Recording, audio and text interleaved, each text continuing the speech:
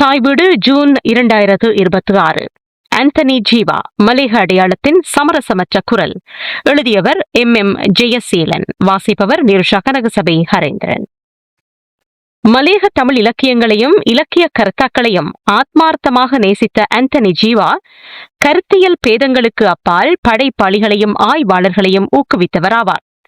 எழுத்து, பதிப்பு, தொகுப்பு, இதழியல், அரங்கியல், இலக்கிய செயற்பாடு என பல தளங்களில் சோர்வற்று இயங்கிய அவர் தன் கருத்துக்களை ஒளிவு மறைவின்றி துணிச்சலுடன் வெளிப்படுத்தி வந்துள்ளார். தமிழ் இலக்கிய உலகில் தனக்கென தனி முத்திரையை பதித்துக் கொண்டவர்களுள் அவரும் ஒருவராவார். அம்முத்திரை மலேக கலை இலக்கியத்தின் முன்னணி அடையாளங்களுக்குள் ஒருவராக அவரை முன்னிறுத்தியதுடன் மலேக கலை இலக்கிய பிரதிநிதியாக அவரை எங்கும் வலம் வரச் செய்தது. தமிழ் இலக்கிய உலகமும் மலேக கலை இலக்கிய பிரதிநிதியாக அவரை ஏற்றுக்கொண்டது, அவருக்கான இடத்தை வழங்கியது. இந்த அடையாளத்துக்கு அவர் எவ்வாறு வந்தடைந்தார், அவர் முன்னெடுத்த இத்தகைய செயற்பாடுகள் மலேக கலை இலக்கிய அடையாளமாக பிரதிநிதியாக அவரை நிலை நிறுத்தின என்பன குறித்த அறிதல் ஆந்தனி ஜீவா எனும் ஆளுமையை மதிப்பிடுவதற்கு அவசியமானதாகும். தெளிவத்த ஜோசப், சாரல் நாடன் ஆகியோருடன் இணைந்து மலேக கலை இலக்கிய முகமாக ஆந்தனி ஜீவா பேசப்பட்டாலும் தெளிவத்த ஜோசப், சாரல் நாடன் ஆகியோரை விட ஆந்தனி ஜீவாவின் தொடர்புகளும் அத்தொடர்புகளாலான அறிமுகங்களும் வெவ்வேறு தளங்களில் பரந்து விரிந்துள்ளன. மலேகத்தின் கலை இலக்கிய பிரதிநிதியாக இலங்கையிலும் தமிழ்நாட்டிலும் பல நிகழ்வுகளில் அவர் கலந்து கொண்டுள்ளார். இரு பிராந்தியங்களிலும் மலேக கலை இலக்கிய நிகழ்வுகளை ஒருங்கிணைத்துள்ளார். சிங்கள சமூகத்தினருடனும் ஆந்தனி ஜீவா நெருங்கிய ஊடாட்டத்தை பேணியுள்ளார். களச் செயற்பாட்டாளர் என்ற வகையில் பரந்த வலையமைப்பை கொண்டிருந்துள்ளார். தெளிவத்தை ஜோசப், சாரல் நாடன் ஆகியோருடைய பங்களிப்புகளுடன் ஆந்தனி ஜீவாவின் பங்களிப்புகளை மேலோட்டமாக ஒப்பிட்டு நோக்கும் போதே தெளிவத்தை அளவுக்கு ஆந்தனி ஜீவா படைப்பு இலக்கியம் செய்தவர் இல்லை, சாரல் நாடன் அளவுக்கு ஆழமான ஆய்வுகளில் ஈடுபட்டவரும் இல்லை என்பதை அறிந்து கொள்ளலாம். அவ்வாறு இருக்கும்போது அவருக்கான அடையாளம் எவ்வாறு உருப்பெற்ற நிலை பெற்றது என்பது முக்கியமான கேள்வியாக மேலெழுகிறது. ஆந்தனி ஜீவா பல்வேறு தளங்களிலும் மலேக கலை இலக்கிய செயற்பாடுகளில் ஈடுபட்டமைக்கு அப்பால் தன்னை மலேகத்தின் அடையாளமாக முன்னிறுத்தி மலேகத்தின் குரலாய், மலேகத்துக்கான குரலாய் சமரசமற்ற வகையில் எங்கும் ஓங்கி ஒலித்தமை அவரின் அடையாளம் தனி முத்திரை உருவாக்கத்தில் முதன்மை காரணமாக தொழிற்பட்டுள்ளது எனலாம்.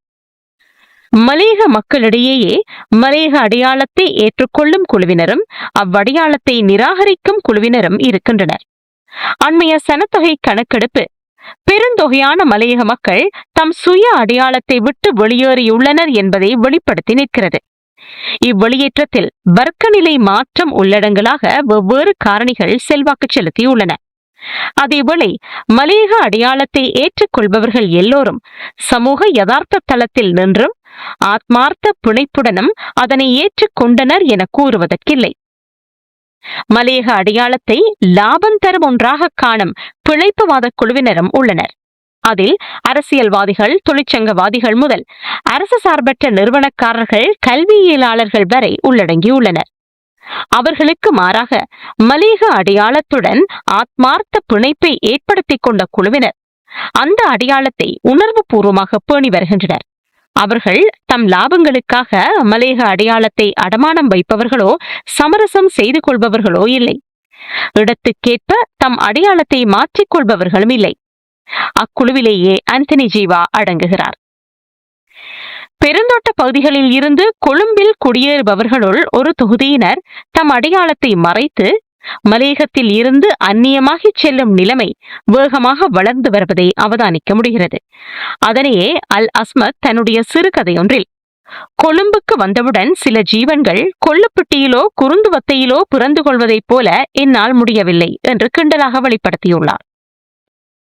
இப்போக்குக்கு மாறாக கொழும்பில் பிறந்து வளர்ந்த ஆந்தனி ஜீவா தன்னை மலேக அடையாளத்துடன் நெருக்கமாக பிணைத்துக் கொண்டுள்ளார். கலை இலக்கிய துறையில் மலேக அடையாளத்தை சமரசமற்ற வகையில் தன் காலம் முழுவதும் இறுகப் பற்றி பயணித்துள்ளார்.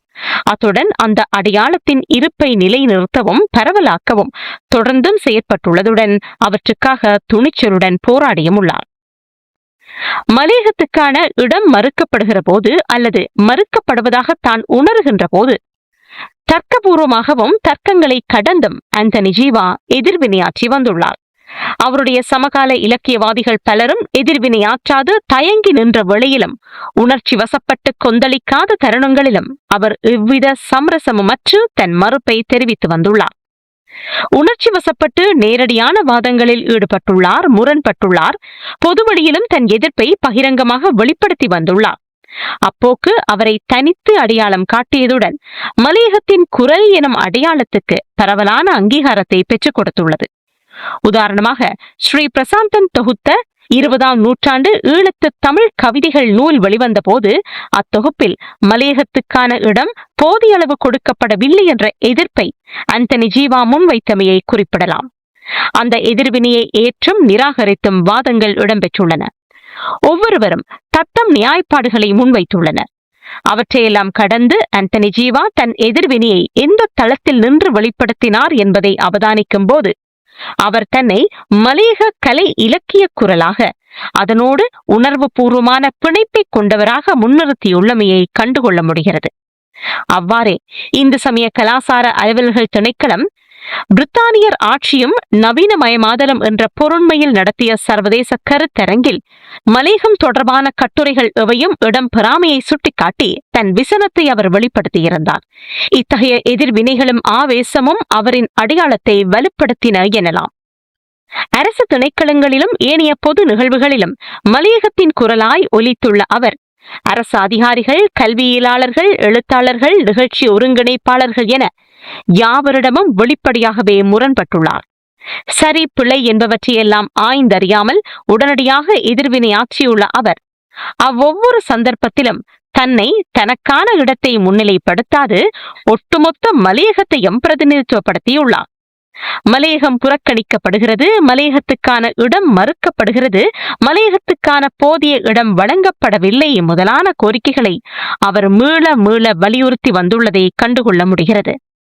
எவ்விடத்திலும் எவரிடமும் எந்த அதிகார பீடத்துடனும் மலையக அடையாளத்தை சமரசம் செய்து கொள்ளாத அவர் தன் நிலைப்பாட்டை பகிரங்கமாக வெளிப்படுத்தி வந்துள்ளார்.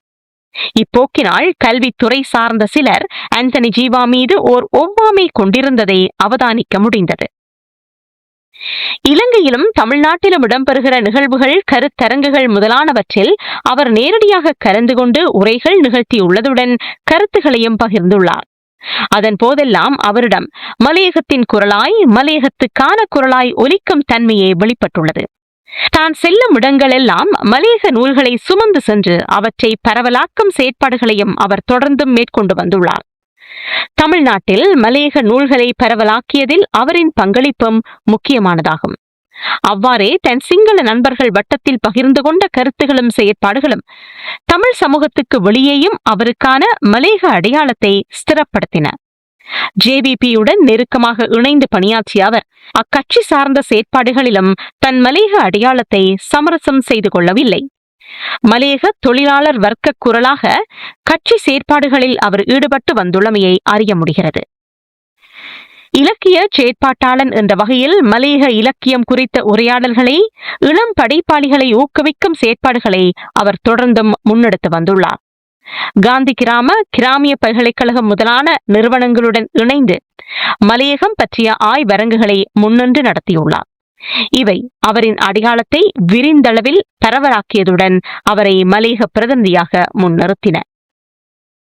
ஓர் இதழாசிரியன் என்ற வகையில் குன்றின் குரல், கொழுந்து ஆகியவற்றை நீண்ட காலமாக வெளியிட்டுள்ளதுடன் அவற்றுள் மலையக கலை இலக்கியங்கள் குறித்து தொடர்ந்தும் சிறு சிறு குறிப்புகளை எழுதியுள்ளார். இளம் படைப்பாளிகளை ஊக்குவித்து அவர்களுக்கான களத்தினை அமைத்துக் கொடுத்துள்ளார்.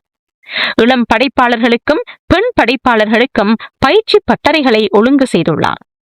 நடேசையர், மீனாட்சி அம்மாள் முதலான முன்னோடி படைப்பாளர்களை மக்களிடம் கொண்டு சேர்க்கும் வகையில் தொடர்ந்தும் அவர்கள் பற்றிய செய்திகளை பிரசுரித்துள்ளார். மலையகம் குறித்த படைப்புகள் எங்கு வெளிவந்தாலும் அவற்றை தான் நடத்திய இதழ்களில் மறுபிரசுரம் செய்து அவற்றை மக்கள் மத்தியில் கொண்டு சேர்த்துள்ளார். மலையக படைப்பாளிகள் மற்றும் ஏனைய ஆளுமைகள் பற்றிய அறிமுக குறிப்புகளை வெவ்வேறு தளத்தில் எழுதியுள்ளார். மூத்த தலைமுறை படைப்பாளிகள் குறித்து மட்டுமன்றி தன் சமகாலத்து ஆளுமைகள், புதிய தலைமுறை ஆளுமைகள் என எல்லோருடைய பங்களிப்புகளையும் விதந்து போற்றியுள்ளார். திட்டமிட்டு இருட்டடிப்பு செய்யும் சிறுமை, தனக்கு உவப்பில்லாத ஆளுமைகளின் பங்களிப்புகளை மறைக்கும் சூழ்ச்சி முதலானவையற்று மன விசாலம் மிக்கவராக அவர் இயங்கியுள்ளதை கண்டுகொள்ள முடிகிறது. அதனால் மலையகத்துக்குள்ளும் மலையகத்துக்கு வெளியிலும் அவருக்கு பரந்தளவிலான அங்கீகாரம் கிடைத்துள்ளது.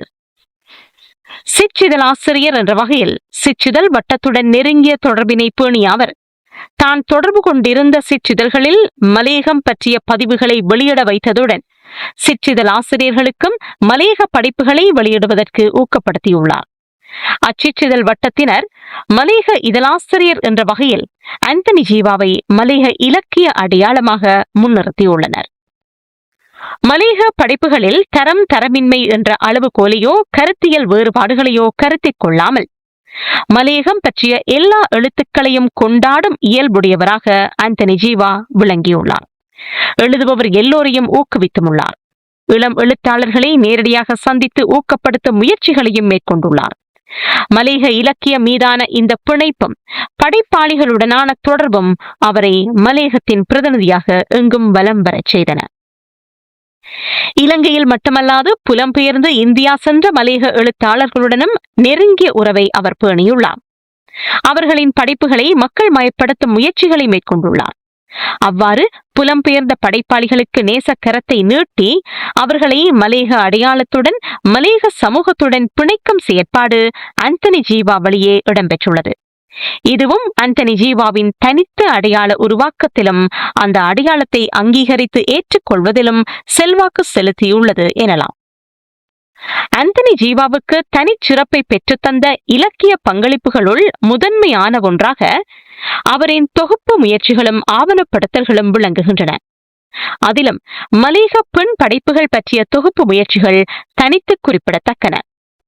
தான் ஈடுபட்டு வந்த எல்லா விதமான இலக்கிய செயற்பாடுகளினூடாகவும் பெண் எழுத்துக்களை ஆவணப்படுத்தியும் பெண் எழுத்தாளர்களை ஊக்கப்படுத்தியும் வந்துள்ள அவர் பெண்கள் படைப்பு துறையில் அதிகமாக ஈடுபட வேண்டும் என்பதில் மிகுந்த அக்கறை காட்டி வந்துள்ளார்.